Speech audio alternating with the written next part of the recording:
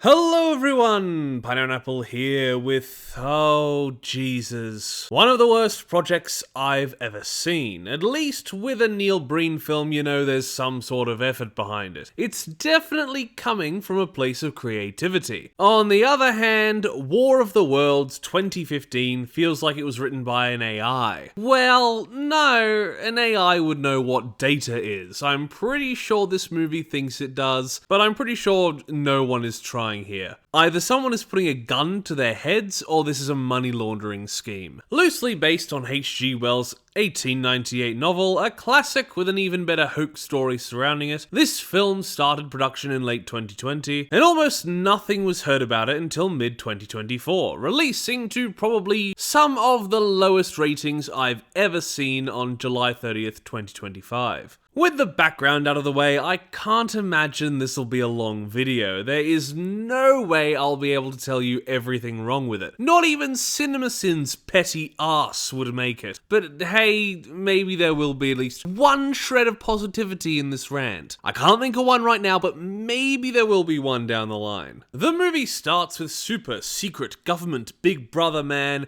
Ice Cube. No, I did not learn the characters' names. Logging into his computer, and it's immediately obvious that not only are the visuals dodgy, but the editing is manic. From what I recall, the majority of Unfriended, can't believe I'm praising that film, used the full computer screen through most of its runtime as an advantage, to draw in the audience with a sense of realism and to build tension. But here we jump and cut to zoom right in on the action, and occasionally it's really disorienting. Other times it's just plain funny, but most of the time it just feels like it's trying to milk out as much action and movement as it can to make you feel like something's happening. And what we do see isn't always that great. The maps look like GTA Online, and I don't think any of this tech is real. Ice Cube is supposed to be a super smart top-level hacker that stops threats with his computer skills. But at multiple points, he just manages to solve all of his problems through what basically amounts to hacker vibe versions of Google and command prompt. Also, he doesn't totally use his hacker powers for good. While tracking a hacker/leaker type calling himself Disruptor, he spies on his kids, invading his daughter's fridge and every CCTV feed she's on, and actually taking control of his son's PC to delete files. This man is scary. He's called by Eva Longoria, another actor that must have been threatened into this, showing Ice blatantly edited footage of weather phenomenon, and so starts the Ice Cube reactions. Your location is gonna get hit. I'm heading to one of the...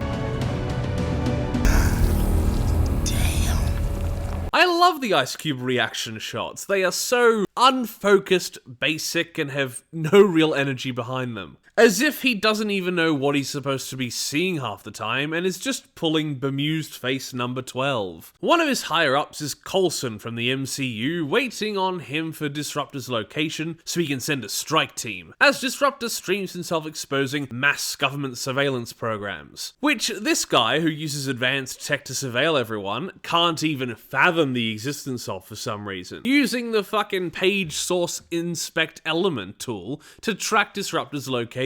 Seriously, no fucking way that works. And the YouTube Live isn't even accurate in moments, showing the wrong graphics. We meet our last main character as Devin Bostick, aka Roderick, Amazon driver for Amazon, who is learning to fly Amazon drones to move Amazon products from people's Amazon carts and able to give out lucrative Amazon gift cards. Yeah, I wonder who this movie was sponsored by. It's also appropriate Roderick is in this, since there were moments I was really feeling like Frank Heffley. I knew that door had a lock on it! And everybody was trying to make me feel like I was losing my mind! Ice Cube somehow hacks and always is able to hack drones to watch the streets. Why the hell the US just has UAVs over its populated cities? I've no idea. Do they do that? Man, you guys are cooked. After some more creepy stalking and blatant expository dialogue through text, the Disruptor raid is interrupted as they fail to find him, but aliens land. Eva trying her best to get information across while weightless and poorly shadowed CGI is employed. Tripods coming out of meteorites. Ice Cube's son runs away with terrible acting and editing all around, and my god, is it clear that Clark Gregg is filming this from like some home office or hotel room, because he basically never leaves this room, and half of his lines in the film are ADR. hard. Do you know how shit the original clips must have been to necessitate ADR in this kind of movie? What are we doing? Eva disappears for a bit, and the high-ups get together, including very well-known actor Jim Meskimen as the president, and the guy who shot a bunch of people in Grey's Anatomy as SecDef. Meanwhile, Ice Cube's daughter is injured, telling his son to piss off when he tries to help. God damn it, Dad, I do. I have information I think you might want to know. Not now, Dave. Not now.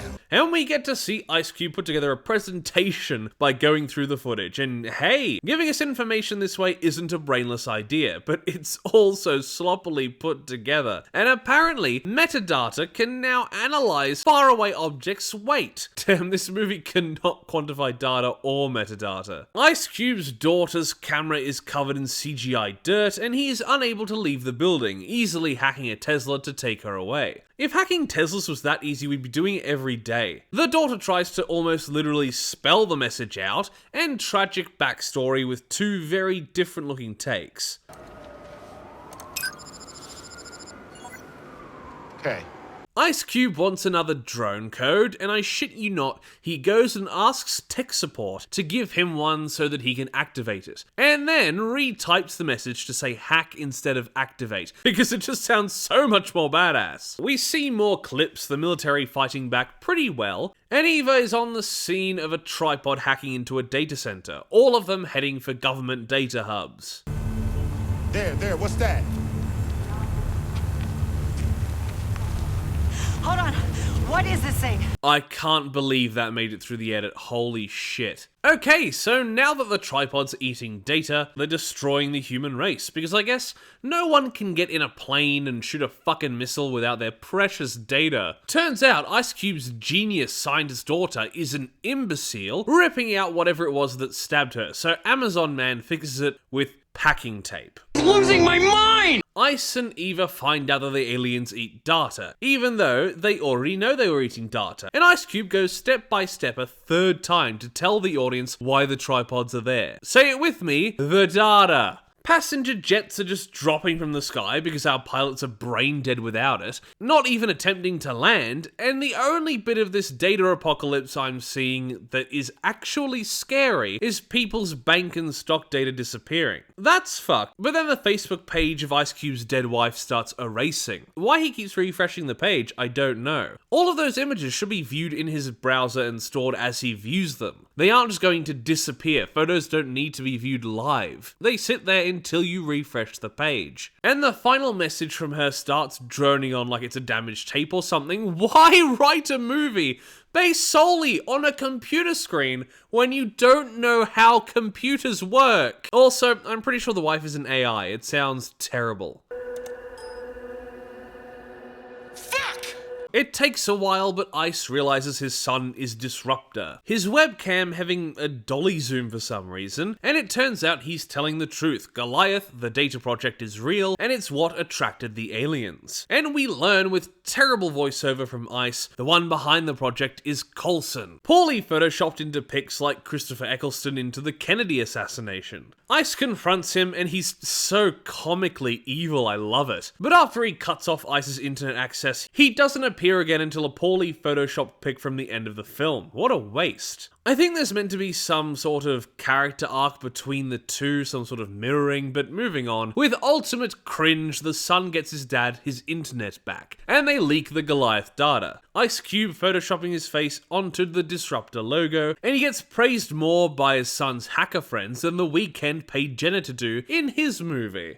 It's very emotional though, if you listen. Their plan fails, and of course the attack failed since the aliens are part tech, part living tissue, so they conveniently need the daughter's research, while Ice Cube writes basically a will in case he dies. The only way to get the code to Ice Cube is to order it on Amazon. Jesus fuck.